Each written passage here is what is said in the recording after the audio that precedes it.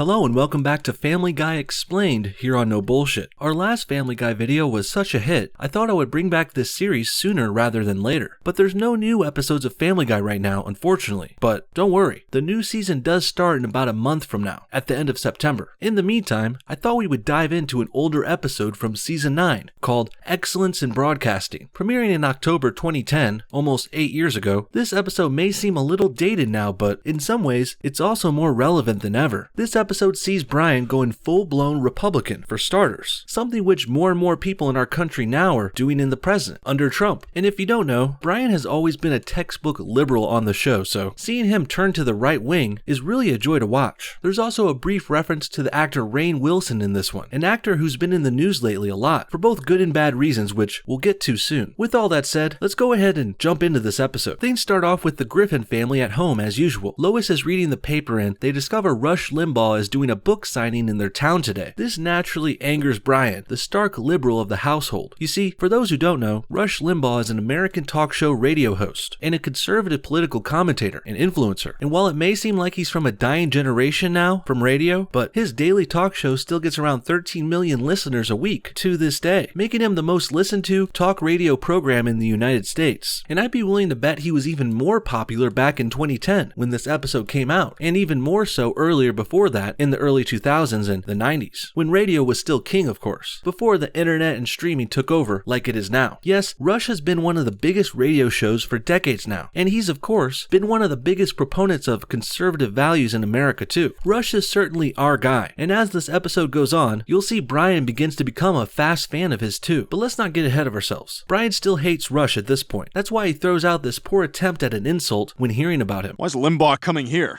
Don't they have bookstores at the Nazi fascist fat camp where he is a counselor?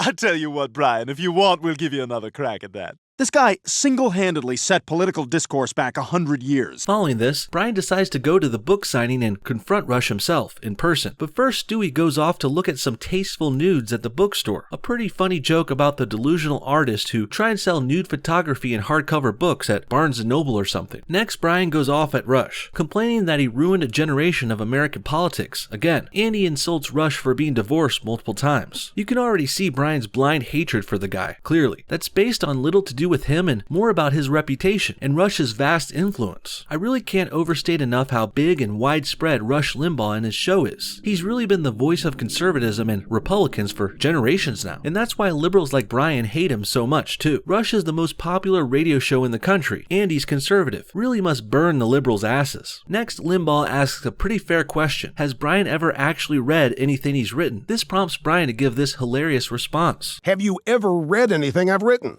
Well, no, I haven't, but I've read things other people have written about the things you've written, and I do not approve of the things I've read from others about the things they've read from you. Not one bit, sir. So essentially, Brian hates Rush based on hearsay. He's never actually read or listened or given the guy a chance, clearly. And here we see Family Guy poking fun at Brian's unabashed liberalness, which has really taken him over and clouded his judgment. This liberal isn't thinking clearly and rationally. Brian is being tribalistic and defensive, playing to his side blindly without giving anyone else a chance. Rush continues to try anyway though, giving Brian a copy of his book in hopes he'll read it one day. Brian takes the book begrudgingly, walking away later that night, still furious about Rush. Soon he gets confronted by a gang though, or as he calls it, a multiracial TV gang, including white guys. This is a great joke on TV, and the gangs you see on the silly shows there like Law and Order or something. They will often put together these diverse casts for their gangs that aren't really like the real world at all. If you hadn't heard, gangs are pretty racist, and they usually only accept one kind of member, whether it be all blacks, all Mexicans, or skinheads or something, whichever it is.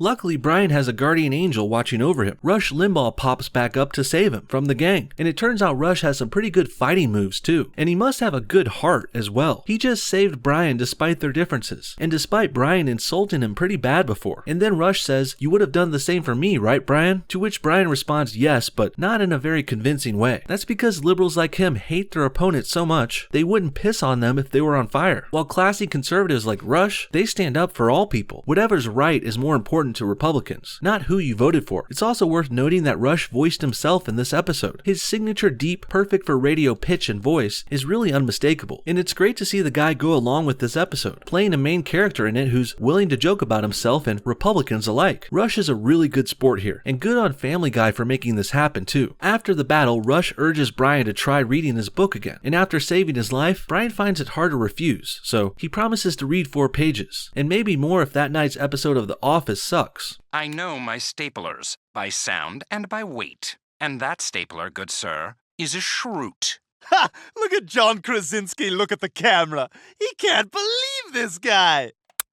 Oh, but there were going to be more hijinks in Scranton. Sounds like that Office episode was sucking pretty much to me. I was never a big fan of the show myself, although I'll admit I watched a few and it can be funny. I'm just not into that weird, quirky, hipster style too much, I guess. And it's worth noting here that was actually Rainn Wilson doing the voice of his Dwight Schrute character from The Office, which is one of the most famous characters from the show. And this joke here about the stapler shows that even Rainn Wilson is willing to laugh at himself once in a while, which is nice. And now that we're talking about Mr. Wilson, there's been some other news about him lately. First, he was a co-star in last week's The Meg movie, playing the eccentric billionaire who funded the diving operation in that story. And The Meg, of course, has turned into a big giant hit at the box office. So good on him and the rest of that crew there for doing that. I liked The Meg movie a lot myself, so it's good to see it's doing well financially too. It's also worth noting that there's a character called Meg on Family Guy, and now Rainn Wilson is in a movie called The Meg. Just a weird coincidence, I guess. But the next Rainn Wilson story I got isn't so pleasant. In addition to a successful movie this week, Rainn has also been exposed for some pretty gross and horrific tweets in his past. Much like how James Gunn was found out before him, it also appears Rainn Wilson has been tweeting inappropriate jokes about babies, kids, and molestation. Here's a quick look at the pic with archive links, which has copies of Rainn's tweets talking about eating human babies and sodomizing a teenager and draining the blood of a goth kid. Pretty disgusting stuff. Not as alarming or prevalent as the James Gunn tweets, but it's still disturbing nonetheless. Back to Family Guy, where after getting bored with The Office, Brian decides he's going to read the rest of Rush's book, and upon giving it a chance, Brian really starts to agree with him. I think he reads the whole book in fact, and eventually proclaiming this. Oh my God.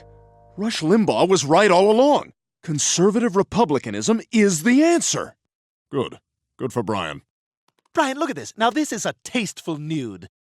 It's called A Saucy Outing in Tottenham Court Square. Well put, Brian. Conservative republicanism is what will save this country. And there's a funny line from the American Dad character there too. This is another show made by the Family Guy crew, by the way, which focuses on a conservative CIA agent and his family living in Virginia. American Dad is another hit show from Seth MacFarlane, who has clearly shown he can play with and goof on conservatives without being a total asshole about it. American Dad has this recurring theme of their dad being a government agent and a proud, God-fearing American conservative. And now it looks like Family Guy is testing that same thing out with this episode with Brian. Next, Brian explains why he likes conservatism now to Lois. He appreciates its push for personal responsibility, fiscal responsibility, and steak eatership. And besides the last steak part being a joke, which is also true, who doesn't love steak? Well, the first two tenets Brian mentions go along with conservatism really well. Even to this day, we pride ourselves on being grown-ass adults who take responsibility for our actions, which is the complete opposite of the leftists and SJWs who always want to blame everything on everyone else. And being fiscally responsible is still important too, which means paying your own way and not depending on government handouts like how the left-wingers do. So I say that's another great point on the conservative side. Next, Brian is so delighted by his new fondness for Republicans that he decides to go see Rush again. Rush is at another book signing, bragging about his Hummer SUV vehicle, which was a popular car at the time. Brian goes on to thank him and says he agrees with everything Rush says now. This leads him to try and explain how he's feeling, which prompts Rush to help him out by saying this.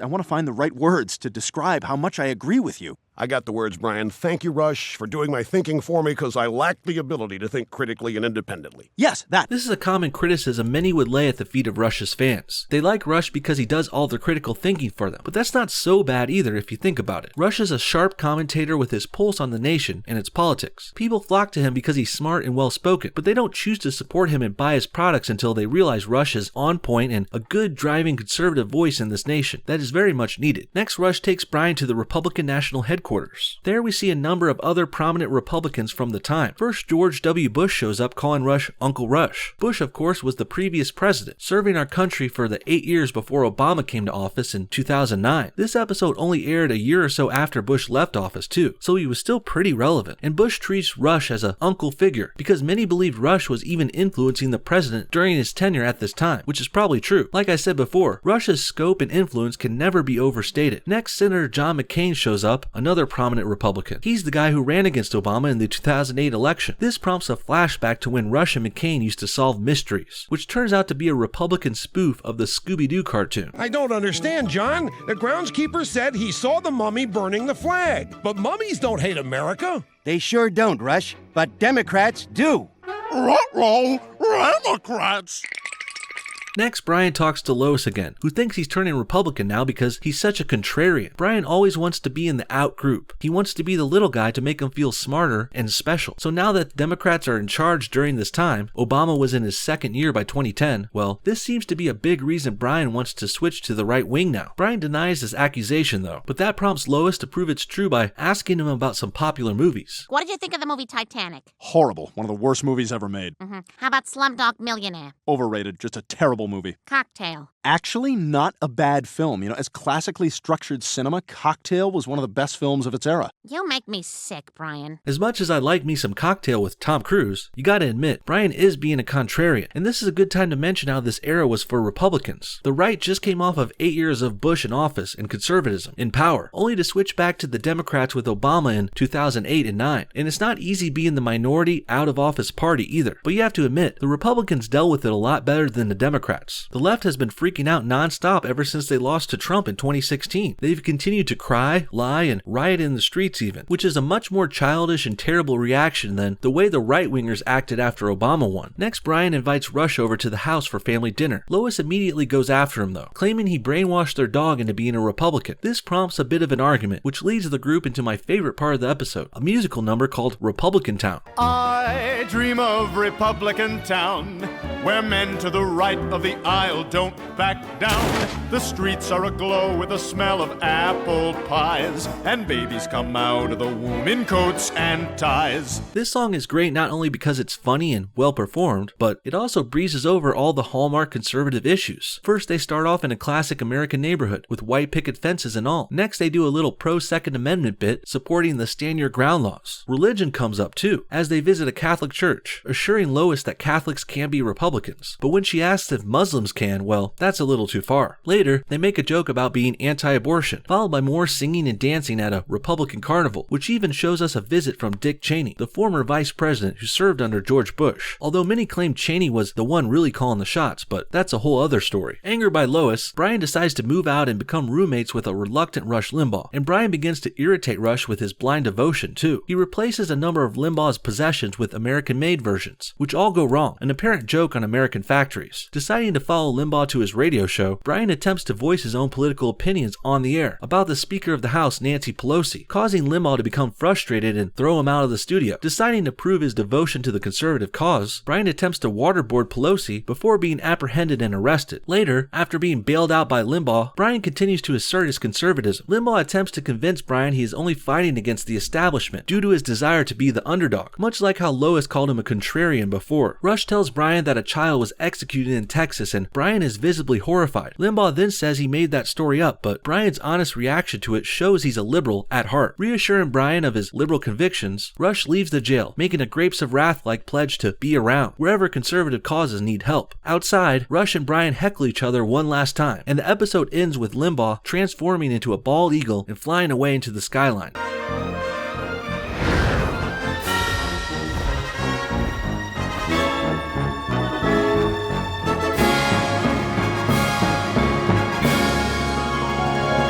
In the end, this was another great Family Guy episode, this time with a conservative-friendly premise. Sure, they joke on right-wingers a lot too, but of course, we can take a joke pretty well. Conservatives know comedy. We can meme too. We're not liberals after all. So I say, good on Family Guy, and a special thanks to them for making the Republican Town song, which will always be a classic to me. What do you guys think of today's episode? Were you happy to see Family Guy went Republican all the way back in 2010? And did you enjoy all the references and the parts that are still relevant today? Comment your thoughts on everything below, and thanks for watching No Bullshit.